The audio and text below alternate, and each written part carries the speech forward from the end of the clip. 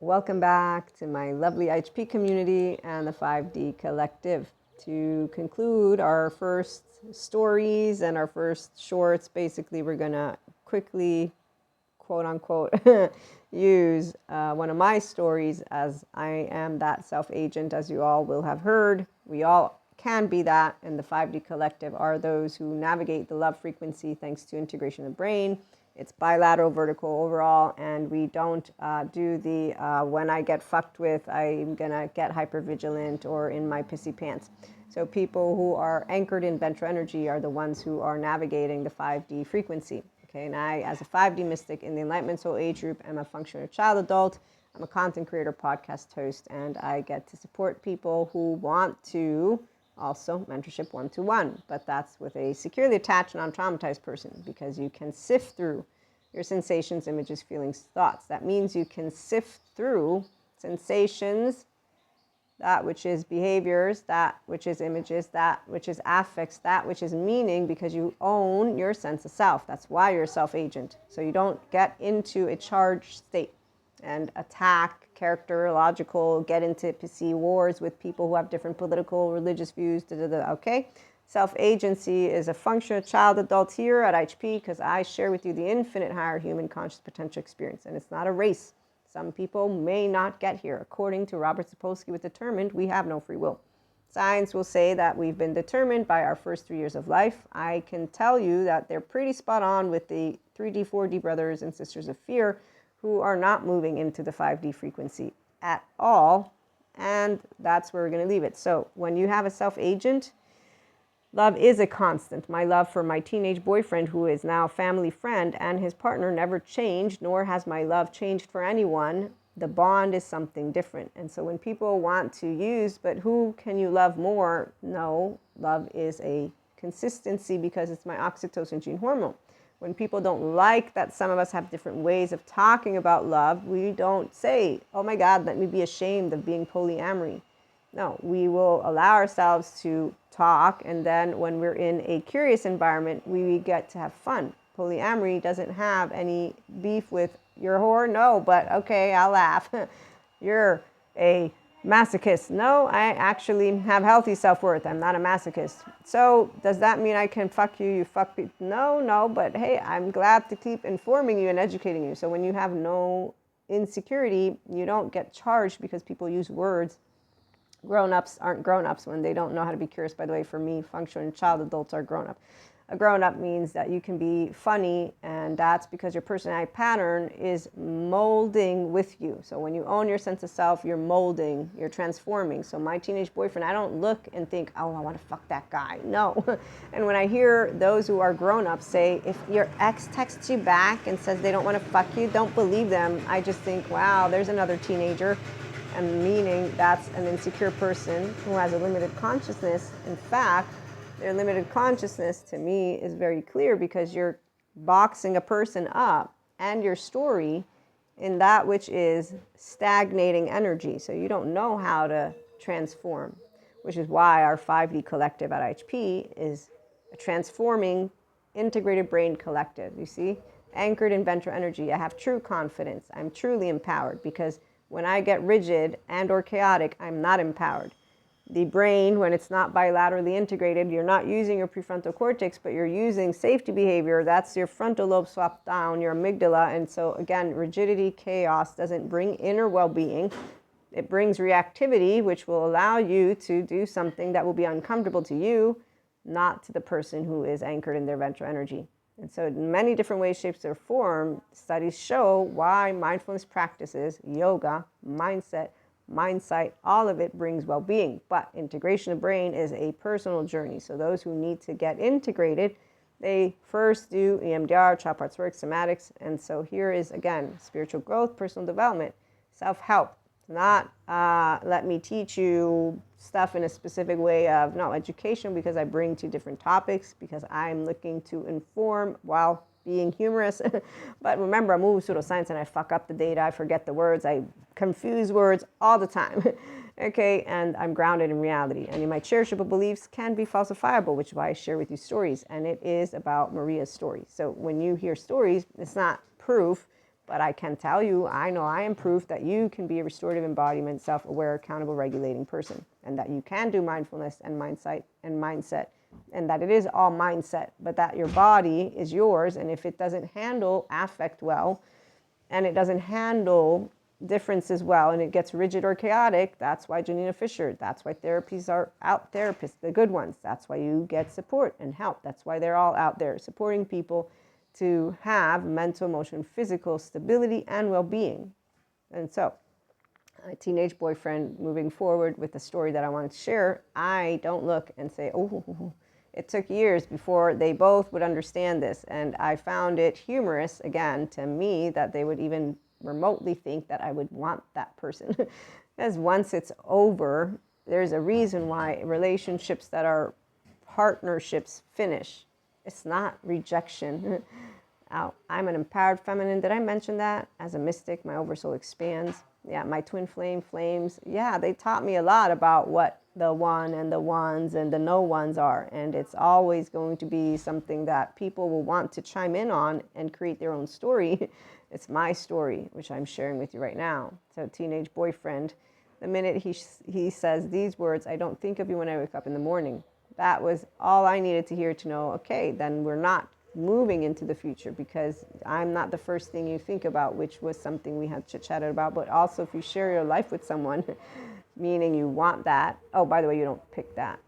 Your amygdala chooses for you. I love Dr. Daniel Siegel. He explains to me how the brain works so well. And so here's where I know how my amygdala works. I'm a 14-month-old like anybody else. I'm a 3-year-old like anybody else. The difference is I'm aware of myself, which is why I consistently expand and don't change. That's why I consistently love all equally. But do I want to hang out with all people? No. You know who I want to hang out with? Dr. Daniel Siegel, where are you, man? I want to hang out with you. Hey, Sadhguru, where are you? I want to hang out with you. Hey, Dr. Daniel Fox, I want to hang out with you. Hey, Bezel Vandercook, do you have any time to hang out with me? Jesus, I know you can't come hang out with me right now, but I'm sure in my dreams you can. You want more? I can specify exactly. Oh, Robert Sapolsky, I want to hang out with you, man. I really would love to learn more about everything you're learning. So Peter Levine, you too. These are the people I want to hang out with. Am I going to be able to? No, they're too busy doing great things. Oh, I don't want to hang out with fancy lady and man in suit. I want to make fun of them from far away. I don't want to hang out with them at all. Oh my gosh. So does that mean I don't love them? No. Yeah, as I blink my eyes, I get chimed in by God every now and then. I know as a mystic what love and fear do together. They actually are something that will make possible that which is deemed impossible to be embodied in human form. I'm going to leave that one alone, but things transform because, again, partnerships that don't last forever. When I hear teenagers on a roll, it's hilarious. So my amygdala is always alerted as an empowered feminine and as a smart human being who knows how to tell you the data speaks for you. The 14-month-old will want to play with the teddy bear that likes the same cereal that the kid likes. And then it will play hostile or not interact at all with the teddy bear that likes the cereal they don't like. I don't play hostile. And I won't play with you at all if you like something different than me. However, let's remember that one story, minute isn't enough to be saluted. This human being who was just in a bad mood that evening, consistently for 3 years, I interacted minimally because I'm not socializing on purpose. I don't have interest. My amygdala is not alerted to them at all. I'm only alerted to when they're in my space, and I actively get up to move away to create my own space. I actively don't interact. I actively don't speak rude words because I don't need to say to somebody, I don't like you. And the person who raised me, in fact, pointed it out as I'm telling her the story. You didn't tell him you didn't like him. That's rude. No, mother, no, I didn't. I simply did not interact with them, made it very clear I didn't want to socialize, and yet they came at me an entire evening, and then they wanted me to, acquiesce to their lie? And here's where an inner child, the body's already saying, no, we're going to become friends. No, we won't. We frequent the same place. Yes, we do. We'll talk. No, we won't talk. We will see each other. Yes, we will. And that is all. Oh, you put up barriers. No, I'm just telling you how it is. Your body moves with you because affect rules you, and I'm not the idiot who thinks that my emotions don't rule me or my 14-month-old. I'm the self-aware, accountable, regulating person who can tell you I know exactly what my amygdala is alerted to and of interest, and that's why I don't need to question. I have healthy self-worth. I'm a self-agent. So transformation is what happens with those who stagnating energy is not interesting to lovers. I'm just letting y'all know pure consciousness is what love is all about. It's with self-agency. So no, I don't look and think, oh, I want to fuck that shit. No, because I don't do lust. Lust is for people who are actually not empowered, by the way, in a certain way with their brain. And I'm not going to get into it right now because, again, I'm trying to tell you a story and close on out to move to another episode.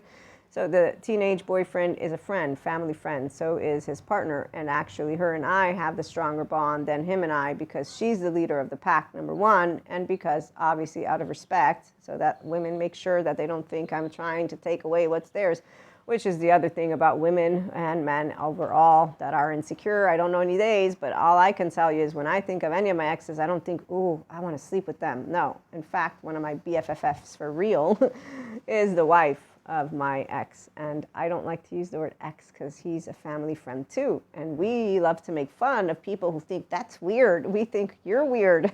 We love each other to death. We are amazing soul sisters. And so here's where soul sisters, whether you are spiritual or not, wouldn't matter because an empowered human being, a self-agent, isn't competitive. Monoamory, polyamory, you love because you're consistently a person who is securely attached, non-traumatized, and as a self-agent, you make conscious choices of who you bond with. And then it's actually not going to have to cut anyone. When I've had people who have not healthy self-worth, not healthy boundaries, I know how to handle the conversation the same way I've consistently handled it. It's with a ventral vagal state because we are able to transform. And I got sidetracked, so I'm going to have to pause this right now, and then we're going to move into our next topic and continue this. But in the meantime, let me read to you our lovely Sadhguru. The same energy manifests in a million different ways, as a stone, a tree, an animal, a human being, or in its subtlest form, the divine. And then we have this other beautiful quote from lovely Peter Levine, PhD. He says, healing, it's not about erasing traumatic memories. It's not even about desensitizing to traumatic memories or changing our thoughts.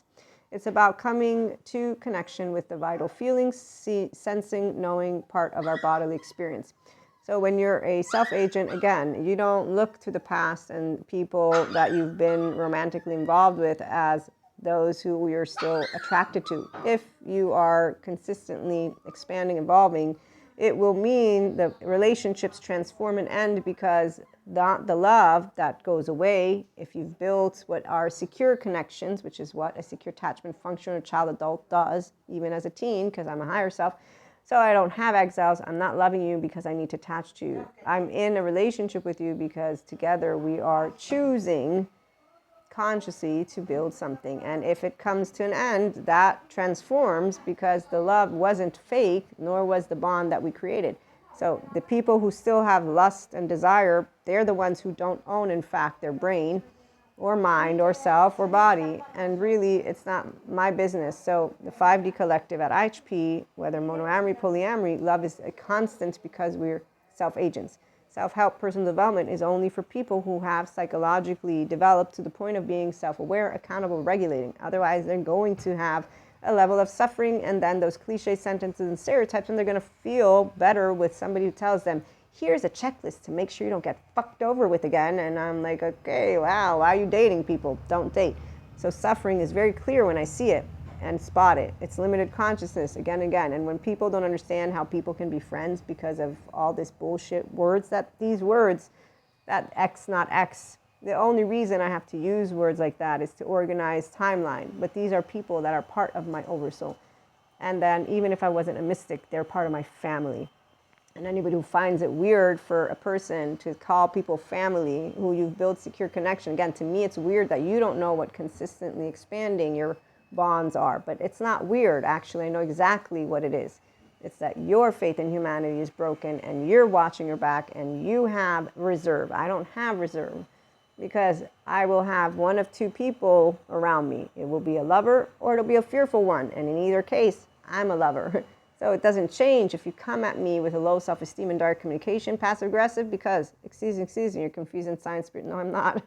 I have a good time. Immunity isn't enough to be saluted. I had a good time. I have a story. Look at that. As for the ex, I have a good story too. Does it mean that they would appreciate me? No, I don't know. It's none of my business. They can appreciate it however they want. I'm going to believe yes, because that's how I want to believe. My cherishable beliefs could be falsifiable. I don't really give a shit if people have inner or outer critic in their head over me. It's none of my business. Again, I don't want to be in your head. I don't even want to be in your body. I'm in mine. And that which is, again, a self-agent isn't selfish in the way of I'm going to take. No, those who actually bring these stories forth are the same ones who actually will be that. In fact, when I hear what people say about selfishness, I'm always noticing. I'm going to tell you it's grounded in reality that if you come plug my fucking nose, I'm going to not even let you.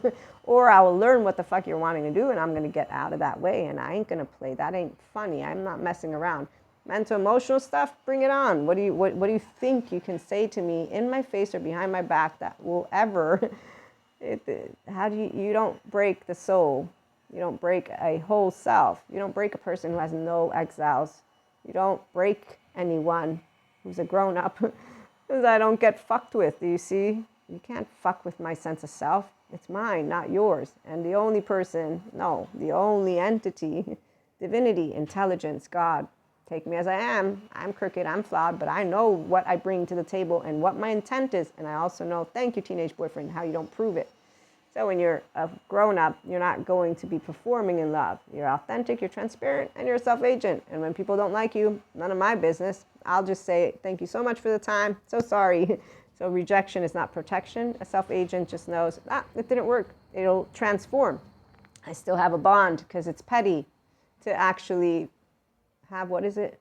Yes, charges, because you can metabolize them. When someone says, I forgave, that's petty. You didn't forgive. You still have resentment.